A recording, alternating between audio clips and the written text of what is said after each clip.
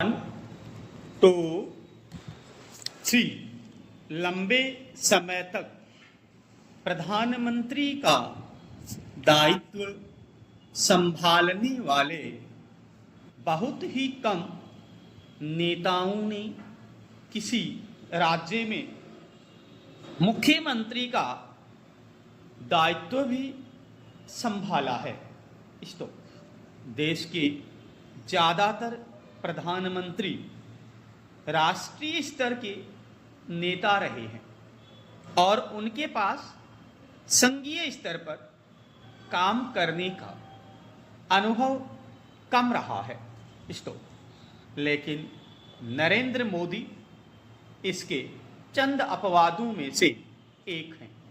Para नीतिगत केंद्र बिंदु के रूप में क्रियान्वयन में मोदी के दृढ़ विश्वास को बिजली क्षेत्र में संबंधित उनके दृष्टिकोण में देखा जा सकता है। तो गुजरात में उन्होंने देखा कि गांवों में खंबे और लाइनें तो हैं लेकिन बिजली नदारद है। तो इसका समाधान उन्होंने ज्योतिग्राम योजना के रूप में निकाला, जिसके तहत फीडरों को अलग किया गया ताकि घरों को 24 घंटे बिजली मिल सके और खेतों को बिजली का एक निश्चित हिस्सा मिल सके। तो प्रधानमंत्री के रूप में उन्होंने दीनदयाल उपाध्याय ग्राम ज्योति योजना के जरिए इस सिद्धांत को आगे बढ़ाया। तो 18,374 गांव को बिजली मिली। पैरा बैंकिंग क्षेत्र में भी इसी सिद्धांत को फिर से दोहराया गया। तो कागजों में तो ग्रामीण परिवारों के बैंक में खाते थे लेकिन व्यवहार में वे निष्क्रिय थे। तो जनधन ने इस स्थिति को बदल दिया।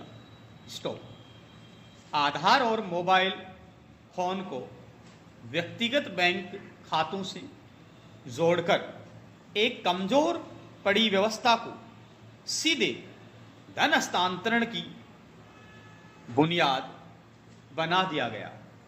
तो इससे धन बिना किसी बिचौलिए के नागरिकों के हाथों में पहुंचा, बर्बादी पर लगाम लगी और सरकारी खजाने को भारी रकम की बचत हुई। तो प्रधानमंत्री आवास योजना ने भुगतान को निर्माण कार्यों से जोड़ा, निगरानी के लिए जियो टैगिंग का इस्तेमाल किया और बेहतर डिजाइन पर जोर दिया। तो पिछली सरकारों के अधूरे घरों के उद्घाटन के चलन को पलटते हुए लाभार्थियों को पूरी तरह निर्मित घर मिले। पैरा गुजरात ने मोदी को यह भी दिखाया कि प्रगति किस प्रकार केंद्र और राज्य के बीच समन्वय पर निर्भर करती है।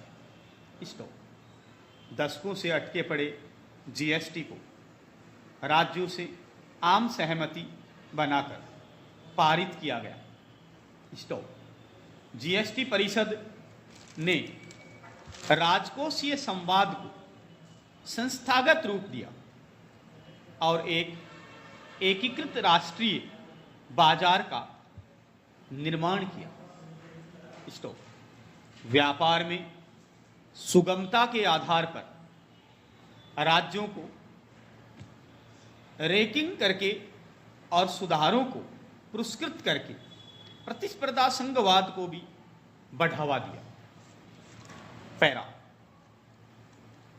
मोदी के लिए